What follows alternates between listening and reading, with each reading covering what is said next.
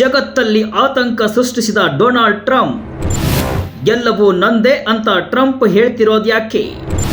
Canada Panama ಬಳಿಕ Greenland ಮೇಲೆ towel.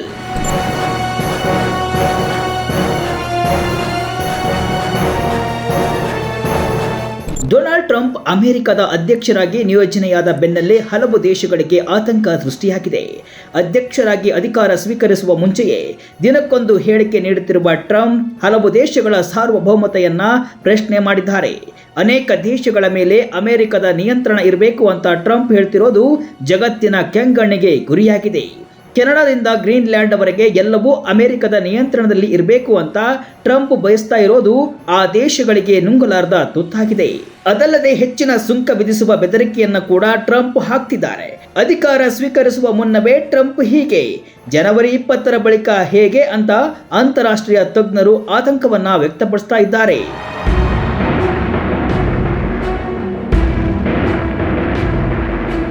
ಹೌದು, 2 ದಿನಗಳ ಹಿಂದಷ್ಟೇ ಪನಾಮ ಕಾಲುವೆಯ ಮೇಲೆ ನಿಯಂತ್ರಣ ಸಾಧಿಸಬೇಕು ಅಂತ ಡೊನಾಲ್ಡ್ ಟ್ರಂಪ್ ಹೇಳಿದ್ರು. ಪನಾಮ ಕಾಲುವೆ ಹೆಚ್ಚಿನ ಸುಂಕ ವಿಧಿಸುತ್ತಿದೆ, ಜೊತೆಗೆ ಇಲ್ಲಿ ಚೀನಾದ ಪ್ರಾಬಲ್ಯ ಹೆಚ್ಚಾಗಿದೆ ಎಂಬ ಅಂಶಗಳು ಟ್ರಂಪ್ ಅನ್ನ ಕಾಡಿವೆ. ಈ ಹಿನ್ನೆಲೆ ಅಮೆರಿಕ ಪನಾಮ ಕಾಲುವೆಯನ್ನ ಮತ್ತೆ ತನ್ನ ನಿಯಂತ್ರಣಕ್ಕೆ ತೆಗೆದುಕೊಳ್ಳಲು ಬಯಸುತ್ತದೆ ಅಂತ ಡೊನಾಲ್ಡ್ ಟ್ರಂಪ್ ಬಹಿರಂಗವಾಗಿ ಘೋಷಣೆ ಮಾಡಿದ್ದಾರೆ. ಇದು ಜಾಗತಿಕ ಮಟ್ಟದಲ್ಲಿ ಭಾರೀ ಚರ್ಚೆಗೆ ಕಾರಣವಾಗಿತ್ತು. ಇದರ ಬೆನ್ನಲ್ಲೇ ಗ್ರೀನ್ಲ್ಯಾಂಡ್ ಕೂಡ ಅಮೆರಿಕದ ಹಿಡಿತದಲ್ಲಿರಬೇಕು ಅಂತ ಭಾನುವಾರ ಟ್ರಂಪ್ ಹೇಳಿದ್ರು.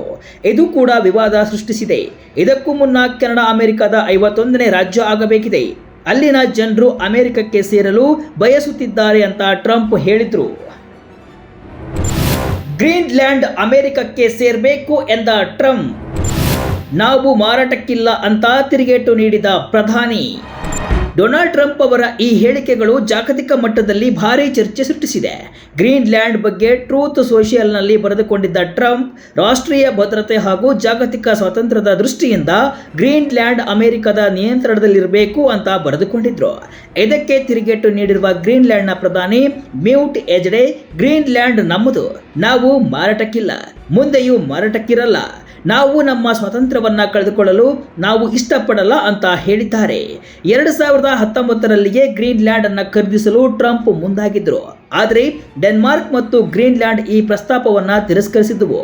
ಡೆನ್ಮಾರ್ಕ್ ಭಾಗವಾಗಿದ್ದ ಗ್ರೀನ್ಲ್ಯಾಂಡ್ 2009ರಲ್ಲಿ ಸ್ವಾತಂತ್ರ್ಯವನ್ನ ಘೋಷಿಸಿಕೊಂಡಿದೆ. ಡೆನ್ಮಾರ್ಕ್ನಲ್ಲಿ ಈಗಾಗಲೇ ಅಮೆರಿಕದ ಏರ್ ಬೇಸ್ ಕೂಡ ಇದೆ. ನ್ಯೂಯಾರ್ಕ್ಗೆ ಹತ್ತಿರವಾಗುವಂತೆ ಎನ್ನುವ ಕಾರಣಕ್ಕೆ ಟ್ರಂಪ್ ಇದರ ಮೇಲೆ ಕಣ್ಣಾಕಿದ್ದಾರೆ ಅಂತ ಹೇಳಲಾಗ್ತಾ ಇದೆ. ಪನಾಮವನ್ನು ಕಂಟ್ರೋಲ್ಗೆ ತಗೋತೀವಿ ಅಂತ ಬೆದರಿಕೆ. ಅಲ್ಲಿನ ಇಂಚಿಂಚು ಜಾಗ ನಮಗೆ ಸೇರಿದ್ದೆಂದ ಪನಾಮ ಅಧ್ಯಕ್ಷ. ಇದು ಒಂದು ಕಥೆಯಾದರೆ ಪನಾಮ ಕಾಲುವೆಯದ್ದು ಮತ್ತೊಂದು ಕತೆ.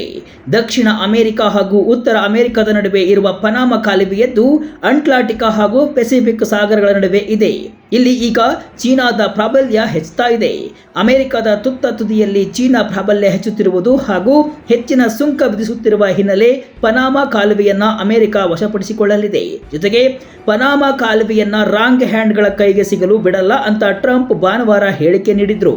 ಇದರ ಬೆನ್ನಲ್ಲೇ ಪ್ರತಿಕ್ರಿಯೆ ನೀಡಿದ ಪನಾಮ ಅಧ್ಯಕ್ಷ ಜೋಸ್ ರಾಲ್ ಮುನಿನೋ ಅವರು, ಪನಾಮ ಕಾಲುವೆಯ ಪ್ರತಿ ಚದರ ಮೀಟರ್ ಹಾಗೂ ಅದರ ಸುತ್ತಲಿನ ಪ್ರದೇಶಗಳು ಪನಾಮಗೆ ಸೇರಿದ್ದು, ಮತ್ತೆ ಪನಾಮಗೆ ಸೇರಿರುತ್ತೇವೆ ಅಂತ ಟ್ರಂಪ್ಗೆ ತಿರುಗೇಟು ನೀಡಿದ್ದಾರೆ.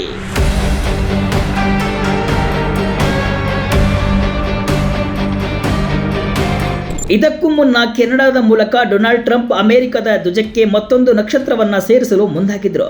ಕೆನಡಾ ಅಮೆರಿಕದ 51ನೇ ರಾಜ್ಯವಾಗಬೇಕು ಅಂತ ಟ್ರಂಪ್ ಸಲಹೆ ನೀಡಿದ್ರು. ನಾವು ಕೆನಡಾಕ್ಕೆ ವರ್ಷಕ್ಕೆ ಲಕ್ಷಾಂತರ ಕೋಟಿ ಡಾಲರ್ ಸಬ್ಸಿಡಿಯನ್ನ ಯಾಕೆ ನೀಡುತ್ತಿದ್ದೇವೆ ಅಂತ ಯಾರೂ ಉತ್ತರಿಸುವುದಿಲ್ಲ. ಆದ್ದರಿಂದ ಕೆನಡಾ ಅಮೆರಿಕದ 51ನೇ ರಾಜ್ಯ ಆಗಬೇಕು, ಇದು ಉತ್ತಮ ಕಲ್ಪನೆ ಅಲ್ಲವಾ ಅಂತ ಬರೆದಿದ್ರು. ಇದಕ್ಕೆ ಕೆನಡಾದಿಂದ ಯಾವುದೇ ಪ್ರತಿಕ್ರಿಯೆ ಬಂದಿಲ್ಲ. ಆದರೆ ಕೆನಡಾಗೆ ಟ್ರಂಪ್ ಆತಂಕ ಕಾಡ್ತಿರುವುದಂತೂ ನಿಜ. ಇದಕ್ಕೂ ಮುನ್ನ ಭಾರತಕ್ಕೆ ಟ್ರಂಪ್ ಪ್ರತೀಕಾರದ ಸುಂಕ ಹಾಕುವ ಬೆದರಿಕೆಯನ್ನ ಹಾಕಿದ್ರು. ನೀವು ನಮ್ಮ ಉತ್ಪನ್ನಗಳಿಗೆ ಹೆಚ್ಚಿನ ಸುಂಕ ವಿಧಿಸಿದ್ರೆ ನಾವು ಹೆಚ್ಚಿನ ಸುಂಕ ವಿಧಿಸುತ್ತೇವೆ ಅಂತ ಎಚ್ಚರಿಕೆಯನ್ನ ನೀಡಿದ್ರು.